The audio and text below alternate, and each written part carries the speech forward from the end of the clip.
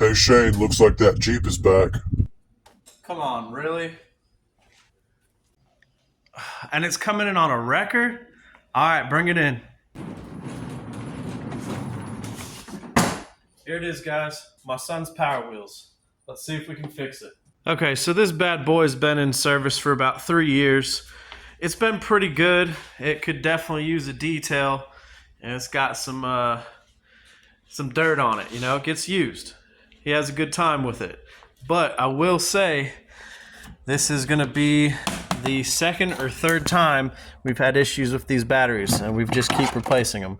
Well, I think we're going to do something different now. And that something different is going to be these guys, these 18-volt Ryobi batteries, and this adapter. So we're going to go ahead and wire this adapter up and see if we can get this thing working and run it a little bit faster. Now, I didn't really mind replacing these when we had to, when they were like 12 to 15 bucks, but they've jumped up in price. They're almost $30 a piece now, and that little adapter was like $8. So I have plenty of drill batteries. We'll see how it goes. Okay, so this is what's included in the kit. There's no instructions, but it should be pretty easy to figure out. It does have an inline fuse, a couple extra fuses, and this little wire butt connector type deal, but we're going to go ahead and just solder this stuff in and not worry about that. Okay, right before we get started, I just want to say I don't know how well this is going to work. Hopefully the 18 volts won't mess up any systems. This car has a Bluetooth radio and stuff in it, which is a little ridiculous, but the reason I bought it is it has this RC controller, so I can control it when he was learning to drive, but we'll see how it goes. There's going to be a few things you need. Solder gun, solder, heat shrink, and your favorite stripper. Her name's Diamond. I don't mind dad jokes. So what I'm going to do first is go ahead and grab some heat shrink and put it over the wire. That way we don't forget to do it later.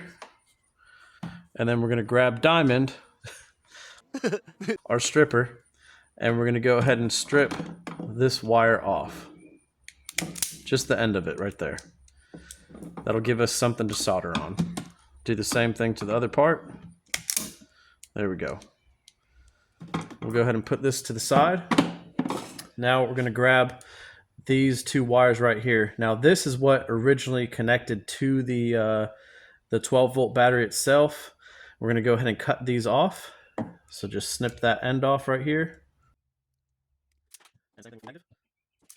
And then we're going to go ahead and strip these two. And that is why these are my favorite strippers, because it's super easy to do. Now that we have that done, we will go ahead and match red to red and black to black. We will solder these together, put our heat shrink over it, and we should be good to go. Okay, so scratch what I said. We're not going to solder. My soldering gun's acting up. We're just going to crimp this together simply. I don't really like this little block they gave me with the adapter, so we're just going to crimp it.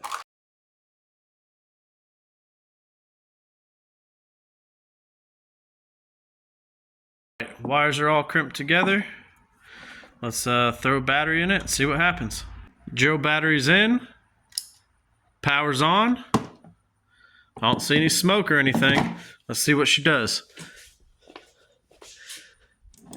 Oh, we got lights. Yeah. All right, so we got 20 volts on this thing right now. It should scoot because it's usually running on like 12 to 13. So let's grab the remote and see what happens. Or I guess we could just test it here. Okay, well it moves.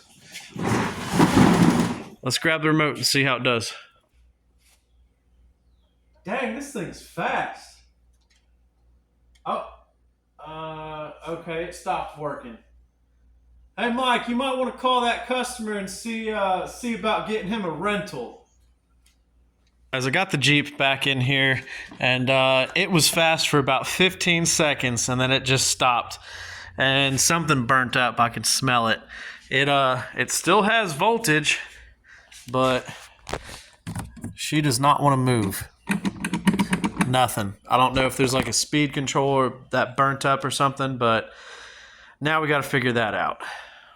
I don't know exactly what I'm going to do. I'm going to have to do some research. This is not a Power Wheels brand. This is like one of those knockoff ones. So I don't know if there's a speed controller or something that needs to be taken care of or wired out or something. I don't know. But I guess we'll figure it out. If any of y'all have an idea, let me know. I'm heading out of the shop for the day, getting the customer in a rental, and I think I'm going to have to buy him like a 12-pack of Capri Suns or something. Damn Jeep's broken again. Yeah, look at this part. Damn thing's broken. It's a good thing I have a bunch of ducks, though.